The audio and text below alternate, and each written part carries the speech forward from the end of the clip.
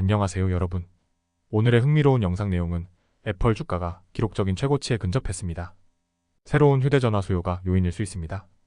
그리고 연준 파월, 금리 인하로 소프트 랜딩 지속 가능하지만 서두를 필요 없어에 관한 것입니다. 우선 좋아요 버튼을 누르고 채널 구독 및 알림 설정도 잊지 마세요. 여러분의 관심과 지지가 저희에게 큰 힘이 됩니다. 첫 소식은 애플 주가에 관한 흥미로운 소식을 전해드리려고 합니다. 이번 내용은 월스트리트 저널의 최신 기사를 바탕으로 준비했으며 애플의 주가가 최근 사상 최고치에 근접했다는 소식입니다. 애플은 현재 세계에서 가장 가치 있는 회사로 그 시가총액은 무려 3.5조 달러에 달합니다.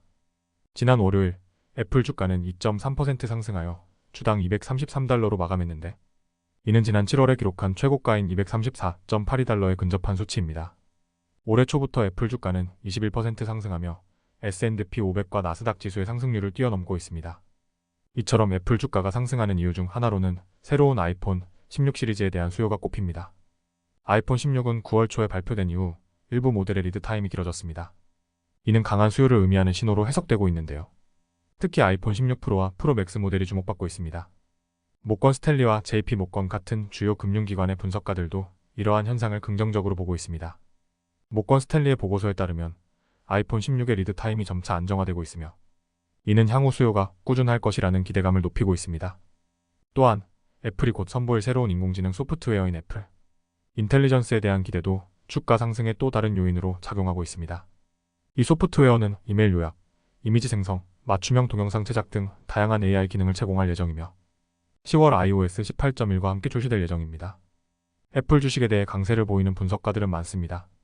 사실 9월 말 기준으로 48개 금융기관 중 32개 기관이 애플 주식을 매수 또는 과대평가 등급으로 평가하고 있습니다. 애플의 주가가 사상 최고치에 근접하면서 향후에도 강력한 성장을 기대해 볼 수 있습니다. 오늘 준비한 애플 주가 상승 요약은 여기까지입니다. 애플의 새로운 제품과 AI 기술이 앞으로 주가에 어떤 영향을 미칠지, 그리고 시장에서 어떤 반응을 얻을지 계속해서 지켜봐야겠죠? 다음 소식은 연방준비제도 이사회 패드의 의장 제롬 파월이 금리 인하와 관련해 발표한 중요한 소식을 전해드리려고 합니다.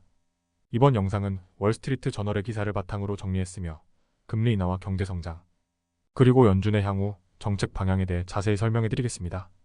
제롬 파월 의장은 최근 테네시 4일에서 열린 컨퍼런스에서 연준이 금리를 서두르지 않고 점진적으로 인하할 계획을 밝혔습니다. 현재 경제는 견고한 상태를 유지하고 있으며 이를 지속하기 위해 도구를 사용할 것이라는 입장을 강조했죠. 하지만 파월은 공격적으로 금리를 인하할 필요는 없다고 덧붙였습니다.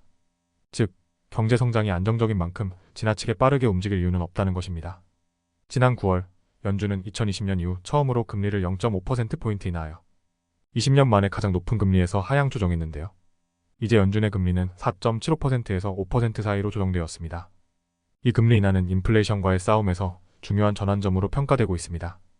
파월 의장은 연준이 경제활동을 촉진하거나 둔화시키지 않는 수준으로 금리를 낮추는 데 집중하고 있으며 추가적인 금리 인하가 있을 수 있지만 급할 필요는 없다고 밝혔습니다. 특히 올해 두 차례의 0.25%포인트 인하가 더 있을 가능성이 크다고 설명했죠. 하지만 상황에 따라 더 큰 폭의 금리 인하도 가능하다고 언급했습니다. 이러한 배경에서 인플레이션은 안정화되고 있습니다.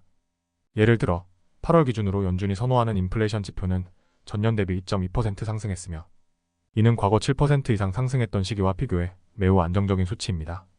또한 고용시장도 일부 냉각되고 있지만 아직 심각한 수준은 아니며 실업률은 약간 증가한 4.2%입니다. 파월은 연준이 경제와 고용시장을 동시에 고려해 정책을 조정하고 있다고 설명했습니다. 경제가 예상대로 진행된다면 연준은 소프트 랜딩, 즉 큰 충격 없이 경제를 안정화시키는 목표를 향해 나아갈 수 있을 것이라는 자신감을 보였습니다. 오늘 준비한 내용은 여기까지입니다. 연준의 금리 인하가 앞으로 경제에 어떤 영향을 미칠지, 그리고 우리가 주목해야 할 점들이 무엇인지 계속해서 살펴보겠습니다. 오늘은 여기까지입니다. 다음 영상에서 더 유익하고 흥미로운 내용으로 찾아뵙겠습니다. 이 영상은 투자 의견이 아닙니다. 매우 고맙습니다.